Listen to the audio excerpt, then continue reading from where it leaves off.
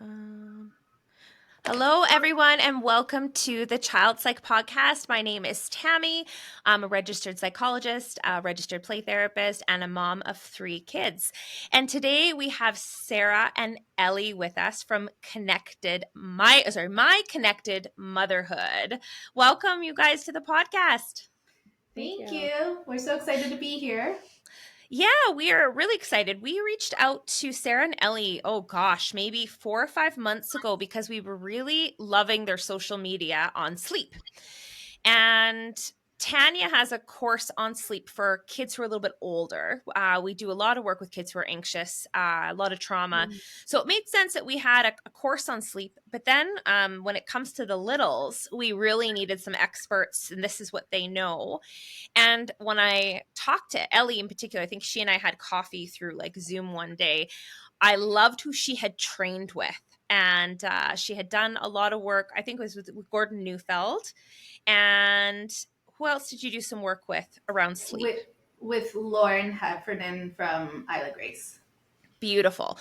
Yeah. So we're talking about if you've got really little ones, like I think you guys specialize in 3 years and under. Yes. 3 years and under? Okay. So that is probably one of the most stressful times for us as moms. And you guys have little ones coming out of that stage now, as far as I know, right? Sarah and St. Elli, you've got some little ones at home still. But Yeah, our little guys are like, we were in that stage, very much in that stage together when we first met. But now, I think the youngest of all 5 of our collective children is going to be 3 in 2 weeks. So yeah, we're just exiting that stage and moving into new challenges, but we definitely remember what it felt like to be in there. yes, I know I did a video the other day about my son when he had a sleep regression at 2. He was like such a great sleeper till he was 2. And then he decided he just didn't want to sleep anymore, and didn't want to sleep in his own bed. And it was just I'm waking up in the middle of the night. And I was lucky that we didn't see that with our kids till 2. And my 2 oldest had never had sleep problems. But with, talking to so many parents, sleep is a huge, huge struggle, especially before 3, and that first year, especially if you've never had babies before. It's, yeah. So let's just jump into your journey about what led you to being our baby sleep whisperers here. Yeah, so I'll jump in and just share a little bit. So, unlike you, Tammy, we didn't have great sleepers. So, we remember being in those early months, specifically that like 4 to 6 month range where, babies don't sleep all that well. And unfortunately, that's just kind of the norm. And there's exceptions to the norm, as you very well know. But ours were not the exception. So we were exhausted, first time parents, and we were looking for things that we could do to support our families to thrive in getting a little bit more sleep. But we were really just frustrated because everywhere we looked, the only solution anywhere was sleep training. We saw, it's your fault that they're waking up at night. You've created bad habits, you're sleep crutch, things like that. And that didn't resonate. That didn't land very well because we thought they're just little babies. They need us. They need to be dependent on us. And really, that was the message we were getting, was it was our fault and the only way out was sleep training. So because of that, we went, and I always make the joke that I think I read every piece of information on the internet that existed in 2016 on sleep. But nothing like this existed. So we were really excited when the opportunity to really learn a little bit more about how to support families without using sleep training came up, because we really wanted to support families to get the sleep that they really need in those early years. But we also wanted to do it in a way that felt really aligned with the type of parents we want to be and everything we know about attachment and what children need to thrive. Okay, so can you explain to our audience the difference between sleep training, which I mean, it has a lot of different connotations on the internet. If you look that up, like I kind of cringe a little when I hear sleep training.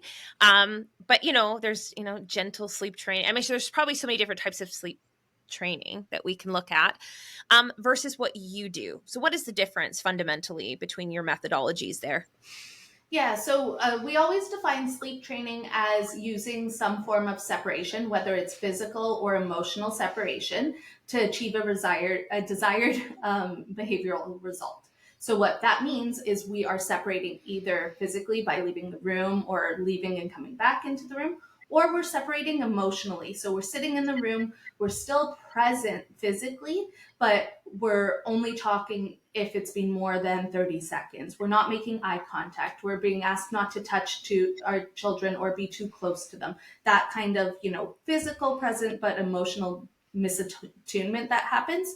That's kind of what we see as that sleep training umbrella, because I know a lot of people do define it differently.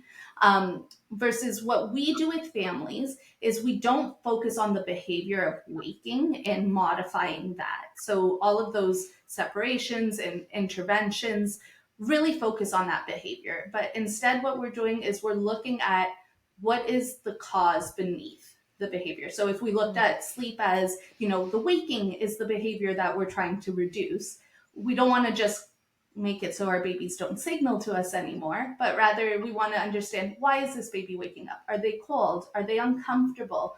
Are they missing us? Do they need a change in their daytime type of play or rhythm or routine, environment, anything like that? So we can really understand why that baby's waking up at night, make changes at the root, and then allow that family to get more sleep by doing so. Okay, beautiful. So what I'm hearing is in your training, you are kind of chasing the why. You're looking at what is going on throughout the day, maybe, as could be leading up to waking a lot, and also looking at the comfort level of that child in their sleep environment would be another piece of what you're looking Yeah, at. yeah, many, many different pieces. So those are definitely a couple of them. Okay. So I mean, we're going to just dive into this. It's a little controversial, but I think I have an opinion about it. So we'll just and Tanya and I are very aligned with this. Now, granted, Tanya and I were a little bit different. So just to give everyone a background, Tanya and I actually both co-slept with our kids. So to be fair, that's probably why I didn't have a lot of sleep issues, is the kids, our kids slept in bed with us. I know I can't speak for Tanya, but for me, I had a rail, like we had like a rail with mesh so they couldn't, and the baby slept on top of the covers, not underneath the covers. I slept basically in a sweater and had the blankets tucked under my waistband. So we were really, had a lot of caution when we did it. And then as they get older, eventually I couldn't tolerate it anymore because my son would smack me and wake me up. He'd move. And so I lasted 6 whole months, and I was like, and you are now going in a crib.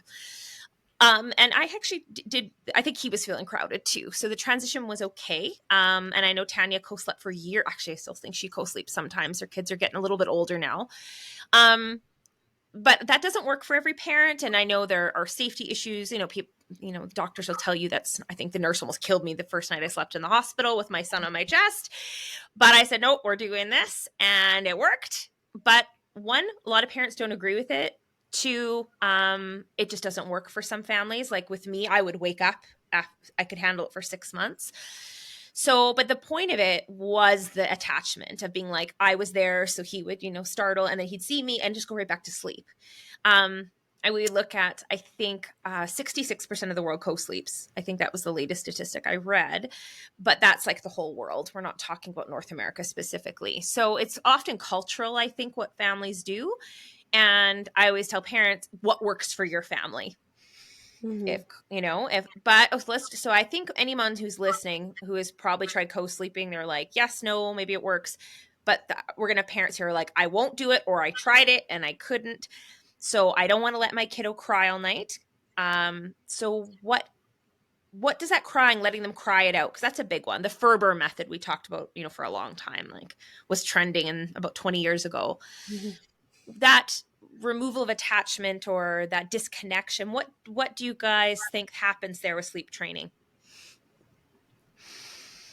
So when a baby is left to cry on their own, and we are not responding, I think that is definitely a misattunement when it comes to the attachment relationship, right? So what we are striving for is attuning to the best of our ability as parents throughout the day, right? We're not always going to get it wrong, but our challenge with sleep training is we're kind of intentionally not responding in the way that we know our babies are asking us to, which can lead to them no longer signaling at nighttime, which does lead to more sleep for a lot of families.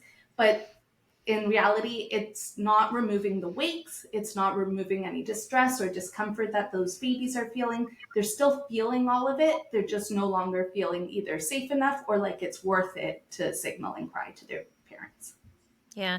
I always think of when you looked at the studies done in Romanian orphanages with Failure to Thrive studies, Mm-hmm. you go into these orphanages in Romania, and the most eerie thing about these orphanages is the babies don't cry ever. And when I ask audiences, when I present why they think that is, generally it might take a little bit of time for them to get to this, but it comes down to what's the point? Nobody comes. So yeah, I'm sure these babies sleep. It's probably very stressed sleep, but they're quiet.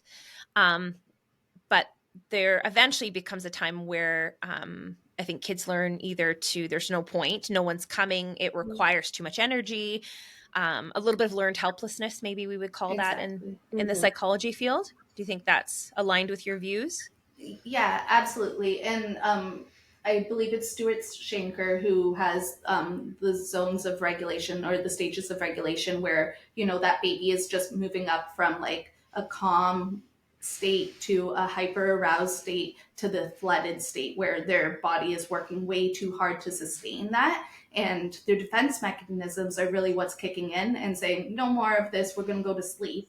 But that's not a child learning to fall asleep. It's their last line of defense to preserve energy, unfortunately. Well, yeah, it's self-preservation. It's polyvagal theory. We actually had the founder of Exactly. polyvagal on our podcast last month, and we talked with Dr. Stephen, about that hypo when we pass into the red zone and we start to shut Mm-hmm. down as a state of collapse, essentially. So, I mean, sleep is so shrouded with shame for parents. What do you think's happened culturally with sleep for us? Like that, it's very controversial. I am sure people listening to this podcast are going to hear that Tanya and I have co-slept with our kids and be like, we will get some emails. Mhm. And you'll have parents get defensive about the fact that they sleep trained. Like it is a very It's dicey a topic. very touchy subject. So I'll jump in on this one. I think there's three things here that we could start talking about when it comes to shame and sleep and how that interacts with parenting. But I'm sure many people can resonate who are listening that it seems to be the first question when you have a baby. Oh, are they a good baby? Are they sleeping well? Are they And it good? seems that judgment has been tied to sleep. But I think there's a few things in place that parents don't have the same support systems anymore. A lot of times it takes two incomes. We don't have the same villages. There's a lot less support, but then also so much more pressure. So, we're working we're working full time and having to be a primary caregiver, that it's just making it really hard to provide that much support that sometimes a child needs with sleep. And so then they need to sleep train, or they need to get more sleep, or even you're just feeling that need to get more sleep, and sleep training is the only answer provided. That if your child's not sleeping, you have to sleep train. And that's part of our mission, is to give parents a different option, that yes, it is hard when they're not sleeping, or it's outside of that realm of normal wakes, but we want parents to know that there is a different option. But I think that's where a bit of the shame comes from, that it's like, well, if your child's not sleeping and you haven't sleep trained, that's your issue. You made that choice, right? I think also too, not only is there unrealistic expectations for parents, but there's also unrealistic expectations placed on our children. So again, a good baby sleeps 7 to 7, or good toddlers go to bed without any battle or without any support. And we've turned that into a marker of success. And if our babies aren't doing that, again, we're seen as failing, when we need to take a step back and really realign with what is biologically normal for sleep and align our expectations with that. So right now it feels like there's a really big gap between what's biologically normal and what we're expecting of our children. And again, that contributes to the shame, because when kids don't meet those unrealistic expectations, that's our fault. We're not sleep training. We need to be sleep training.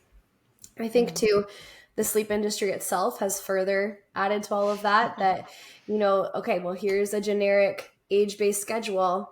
If your child's not following that, again, you're doing something wrong. As much as we can create healthy sleep patterns or connection-filled routines, or create an environment conducive to sleep, we have to remember that sleep is that biological function, that you can't just say, okay, go to sleep right now. There's circadian rhythms and sleep pressure at play. And so when we say, okay, well, here's a schedule that a 6-month-old should be doing, and your child doesn't fit that, again, we're failing because they're not meeting all of these unrealistic expectations that are either being placed on us as parents or on our babies. I so wish I could tell you this app I used. I wish I could have looked it up for this podcast, but I just thought about it. I had this app that tracked what happens each week neurologically with your child. And when I tracked it, and then my son would struggle a little bit with sleep, like he'd be up more. It's like, well, yeah, this is what's happening in the brain. I'd be like, well, that makes sense why you're up. So that might have been up too, is I would track where he was. And then, so if there was a bad night or a bad week, a couple weeks, and I think all my psychologist mom friends were all on this. So we're all looking at this app, and then maybe it just normalized it. And maybe that's why I don't remember it being that bad. Is if you live in a culture with your community and moms or whoever's in your kind of tribe that normalizes sleep regressions and normalizes, the brain's changing, they don't sleep as much, and then they'll have good sleep days. Trying different diet changes is what I did for my little guy too. Now I remember this. I'm like, oh yeah, I cut out dairy and he started sleeping. Yeah, exactly. For whatever reason, like he did not like dairy. And that was a game changer. And chiropractic for me, he got chiro adjustments. And when his spine was straightening out, little adjustment, they're very gentle. And he slept like, I get an adjustment and sleep like a rock. But again, I had these moms in my world that just knew to tell me to do these things. And I don't know if every mom has that, like a really good community of well-informed moms who have done their research. No, and I think that's spot on, because the amount of calls we have where parents are sharing what they're doing, and all we have to say is that's normal. That's okay. You can give yourself permission to support them to sleep however they need. And that completely changes their experience of their first year or those sleep struggles, when they realize, okay, I'm not the only one who's having a 8-month-old still feed at night. I'm not the only one with a 1-year-old who still needs support back to sleep sometimes. And normalizing normal sleep can really go a long way in taking off that pressure and letting us just trust our instincts and show up in a way that feels right to us, instead of feeling guilty or shameful for doing things different than what we might have been told is the right way. Yeah. And I mean, as a mom, I'm thinking back, it's funny how it's like giving birth. You forget how painful it was. All you remember is seeing your baby. And it's like Mother Nature just selectively tunes out some of the hard stuff. And now I'm like, thinking back and remembering, there were nights for sure, but a lot of trial and error. Like I just remember trying different things, and just certain things just worked. So, I mean, I can always talk about my experience, but you guys collectively work with parents on this. So versus, I mean, I can only speak to the one child that's biologically mine. And he was a pretty good sleeper, so that's probably not going to be super helpful to our audience. So what tips can you give parents maybe listening who are trying to create a new sleep experience for their babies, who are like, I don't want to sleep train, but I can't co-sleep. I don't agree with that. Or maybe, the husband might roll over on baby or partner. Yeah. What would you say? Like, where do you start with this? Yeah. I cheated and just co-slept. So, and that's not cheating, right? Like co-sleeping, if it works for your family, there is a lot of benefits and a lot of perks from doing that. And just a note on co-sleeping too, I think one of the biggest issues is that there's so much fear around it, but then I think it's important for families, even if you don't plan to co-sleep or that's not your regular every night, it's still really great to have some sort of backup plan, because inevitably there's going to be a hard night, and it's better to have a floor bed or a safe sleeping situation set up, because that's safer than trying to stay awake in a rocking chair for 3 hours while they're screaming or upset and in pain. And there's, even if that's not your full-time plan, I never thought I would co-sleep, and I fully co-slept with all three. But in the beginning, it wasn't safe because I had such a fear around that, right? So that's just my little 2 cents on co-sleeping, that it is important to explore it or understand the safety behind all that and the benefits of it. Yeah, and that's why I kind of mentioned to parents like who are listening, we had a sleep rail with a mesh in case like they rolled over and they wouldn't suffocate, and we never kept the blankets.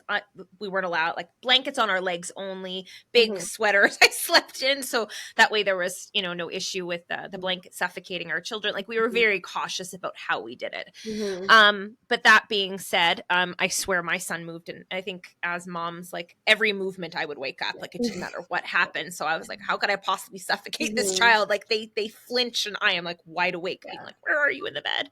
And, you know, I think that brings up an interesting part of the sleep industry too, is there's very much an all or nothing mindset, that it doesn't have to be co-sleeping all the time or not at all. You can co-sleep just on harder nights, or you can do it just during a certain phase, right? It doesn't have to be all or nothing, which is just a whole thing with the sleep industry in general, that you can find your happy medium. But okay, well, we digress. Let's get to some yes. sleep tips here, and then we can talk a little bit about your course. So the first thing I would say with anyone concerned about sleep or stressed about sleep is we have to normalize normal sleep, that it's normal for your baby to feed past 6 months of age at night. It's normal for them to need support falling fully to sleep, that, you know, you're rocking them or you're feeding them to sleep, or supporting them in any way that works for you. It's normal for them to wake past 12 months still. I don't know what these magic, you know, age numbers are, that at 6 months they don't feed and 12 months they don't wake. And just normalizing that even when things get good for a while, sleep isn't linear, and you didn't do anything wrong if suddenly things change again, right? So really adjusting our expectations to what is normal, I think, is the first step, because that really takes off that pressure and gives that little bit of confidence back that you're not doing anything wrong. Beyond that, letting go of all the rules. So giving yourself permission to just tune into your baby. What do they want? What do they need? What do you want to do? What do you enjoy doing? And letting go of those rules of, if you rock them to sleep, you'll be rocking them until they're 10. Or if you let them in your bed, they're going to be in there until college. And just knowing that what you do right now doesn't have to be what you do forever. If you co-sleep the first 6 months, you can just stop when it stops working for you, right? Or if you do rock them to sleep and then you get to that point that they're too big and it's too uncomfortable for you, you can change then, right? So letting go of the rules, making up your own rules, and just following their cues and changing when you need to.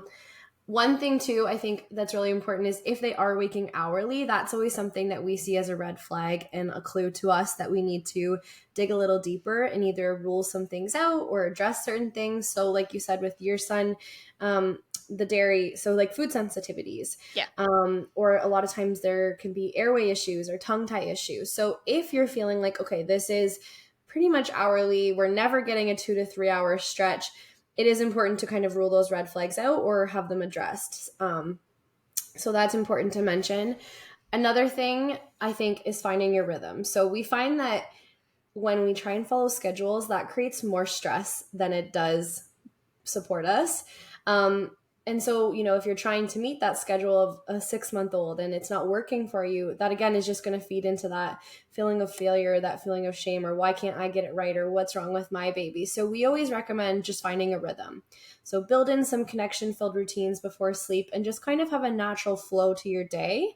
There's definitely, you know, positive things about having some consistency or predictability for our children and for us too in our mental health and trying to manage everything, but it doesn't have to be completely strict time-based schedules. So I think, again, just finding your rhythm is really important. And then my last tip would be connection over everything. Because sleep essentially is separation, and that can be a really vulnerable state for children, that can make sleep feel really overwhelming or really scary.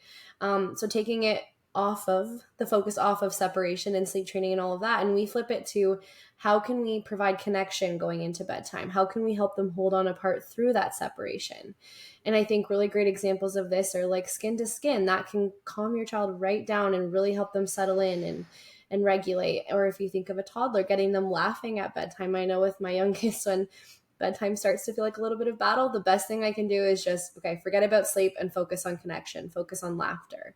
So taking that focus off of sleep and putting it on connection can be a really great thing to help feel a little bit better about sleep or not struggle with bedtime or nighttime so much. Yeah, I mean, my son is just turned 7, and we still lie together before he goes to sleep, and we've never stopped that. Now, of course, he doesn't need, like, he can fall asleep now without me there, but I would say I laid with him till he was almost 3. Like, you know, it took him, well, maybe 2.5, but still, it was a lot. It was a long time, it felt like, where we were in the room until he fell asleep. And his dad and I were able to do that, and he did it, you know, we're consistent. And now he wants connection before bedtime just to talk, you know, talk and snuggle and like have our books. But now he can fall asleep on his own. But it's always, I think, for parents, just remember it's like the long game. It's not always the short game. Is kids are only little for so long, and it's pretty normal. You think how scary it is for kids to go into sleep. They're unconscious in a room by themselves without your protection. And I think, remember, I really believe we're going a little bit against Mother Nature, putting kids in a room by themselves to sleep. So we were, if we look at most mammals sleep with their young. So we are asking our kids to do something, I think, outside of our collective nature, that from an evolutionary standpoint. So it takes time. You've got to we're rewiring things a little bit here in terms of our evolution as a species and as a mammal, that normally it's in the same room at least. So you got to give them some grace and give yourself some grace that this takes time for them to trust, it's safe. And when I go to sleep, mom will be there when I wake up in the morning, or dad will be there when I wake up in the morning. And I think that goes back to attachment a little bit too, is that dependence fosters independence. When they know that they have that secure home base, so they know that if they need us, we will come. That's where that independence comes from, a place of confidence, right? And I think that's right in line with what you're saying, that when we give them that time to develop that confidence and that independence through providing dependence and welcoming their dependence, that is what gets us there. Beautiful. I know some parents might, and I can speak to this a little, that there's a few things maybe we can do about sleep environment. So I learned very quickly the dim light onset for melatonin release in the brain is really important. So having a nice dark room for quite some time before they fall asleep, not having my kids in a bright room 10 minutes before they're supposed to go to sleep. That is a surefire way to backfire sleep in my house. If I have them outside right before they have to go to sleep, they're not falling asleep for an hour. Forget it. I really love Homedic sound machines. I find that really nice, that there's just some white noise. My kids still use them, honestly. I have one. I have my husband. He has a sleep apnea machine. It is a constant sound, and now I can't fall asleep without a sound in my room. Even I know it worked well for me was having, when my son did start sleeping by himself, having my scent, having my perfume sprayed on a stuffed animal in his room was very helpful. Talking to him through a baby monitor, even as he was a toddler, was helpful. So he could hear me. I'm just trying to think of some other things that really worked for me. I liked lavender oil, was helpful in a humidifier. Is there any other things you guys can think of in terms of environment? Because that's one of the things we think about in sleep. Yeah, so when it comes to environment, we want to think of all the different senses, really. So we want to think of sound. So like you mentioned already, Tammy, white noise is really soothing to a lot of children, but not all children. So if white noise doesn't work for your family, for toddlers, we love audio stories just to help them relax their bodies and help them lay quiet and still while they're drifting off to sleep. Or some really love music. Then when it comes to, our sight, we really want to be mindful of our light and dark rhythms, our exposure to sunshine and especially artificial light. So, being mindful that we're not, sitting in front of a television for the 2 hours before we go to bed, not because we don't love to relax and do that, but because the blue light on the TV can reduce melatonin production, which is required to fall asleep at bedtime. So we like to make sure that the bedroom is nice and dark, especially if you have a highly sensitive little one. I know some babies, Sarah's kids are a lot more go with the flow, and then mine are well, there's a little stream of light shining in from underneath the door, so I will be up until tomorrow or the sun sets, whatever you want first. I think that's one of the biggest things that we've learned working with each other is how different every child's needs can be. Ellie, I know sometimes a 1 degree temperature in her house will throw her kids off, and Ellie's what do you keep your thermostat at? And I'm I don't even know, because it doesn't affect my children the same, right? And so I think that's really important to understand, is that we always say, in general for parents, comparison is the thief of joy, but especially when sleep, because my kids will be doing backflips 5 minutes before they go to sleep, right? And that's just what works for them. So knowing that just meet your child where they're at and what works for them. And that is going to be the best thing you can do, instead of trying to be well, this is what I read on Google. This is what my sister's baby is doing. This is what this person said. That's just going to drive you crazy. Yeah. Well, I think if this is where I liked your work so much, is really, we're very attachment focused at the Institute like if anybody has heard our podcast or taken our courses, like we're very much about attachment, not necessarily attachment parenting, but we're very mindful and cognizant of relationship above all else with our kids. And we don't mean to chastise people who sleep train, but we also just want people to be cognizant of the message it can sometimes send, which is, I won't respond if you're stressed. I won't respond if there's danger. And there are other ways to do this. So what we really love and want to talk a little bit about is Sarah and Elli have a course with the Institute now. I was just looking it up before we came on the podcast because I've been away for the last 6 weeks. And it's called the Baby Sleep Course. And we'll have a link to that in our bio. Can you guys really quickly speak to what's in this course and what people can learn from it, just what to expect from it? Yeah, absolutely. So in the baby sleep course, we cover a lot of what we very briefly touched on here. I know it's hours and hours of content, but we only had 30 minutes here together today. So we do start with, biological norms and cultural expectations and why sleep has become this big, huge deal that it probably wasn't if we went back in time, maybe 100 years ago. And then we help families rule out those red flags for sleep, like Sarah was talking about, because sometimes it's not about what we're doing, it's about some form of discomfort. So whether it's something physiological or just discomfort of another type, like you mentioned with the dairy, or needing an adjustment of some sort. So really helping families to identify and rule out those red flags. And then we talk about the fundamentals of sleep, the foundational elements. So that's like all the things. So how much time are we spending outside? Are we playing together? Are we laughing together? Is the environment what it should be?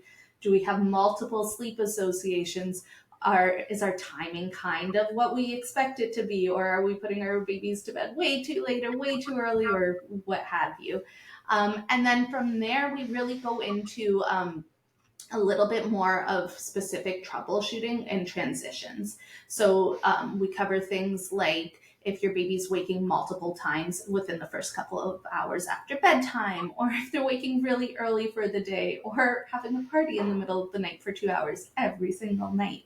That is what my son did and why this business probably exists at this point. And then we talk about common transitions too. So if we're looking to move away from bed sharing at nighttime, how do we do that? If we're looking to begin the process of night weaning with an older baby or a young toddler, or fully implement that process when it's age appropriate to do so. We look at things like, how do we change how we support our babies to sleep? So how, not if, right? So if our babies are too big to be rocked and it's hurting our back, we don't want to say, no, I'm not going to support you whatsoever. But how do we transition to something that might work a little bit better for your family? So it's a little bit of everything, but it's also a lot of detail in terms of what you really need to make these changes without needing to use sleep training. Yeah. Well, I think for parents, it's just so important for their mental health that, of course, they get sleep so they're regulated. And I guess that's why I think like a lot of parents end up using sleep training is they need sleep in order to function. And I have a lot of, a lot of empathy for parents who are in that situation, obviously. But knowing this won't be, if it's not forever, I promise you. And what happens is so important in that first 5 years. Like 95% of brain development happens in the first 5 years.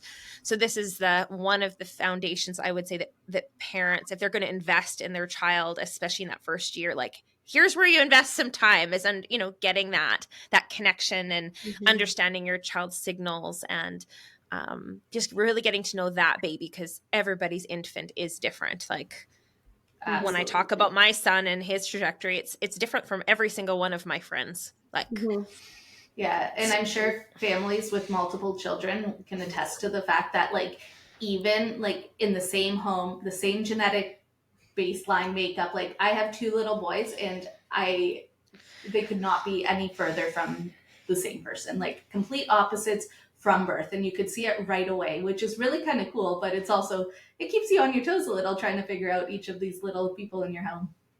Yeah.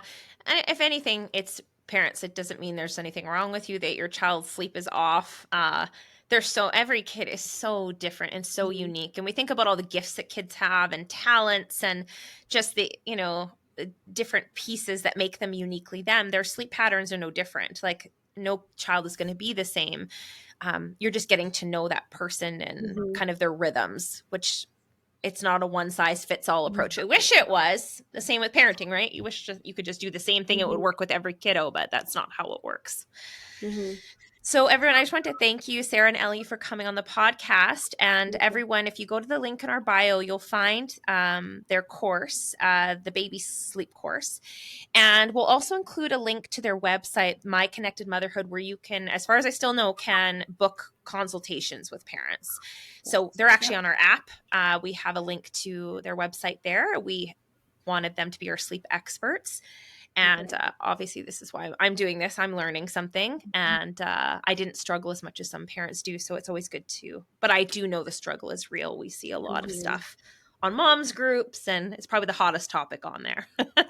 Yeah, it's really the first problem we face as parents, right? Is, okay, how are we going to get the sleep we need here? Absolutely. So everyone, thank you so much for listening, and thank you, Ellie and Sarah, for joining us. And I really encourage everyone to check out the link in our bio to Sarah and Ellie's course on the baby sleep course that we offer through the Institute of Child Psychology. Thank you guys so much. Thank you. Thank you.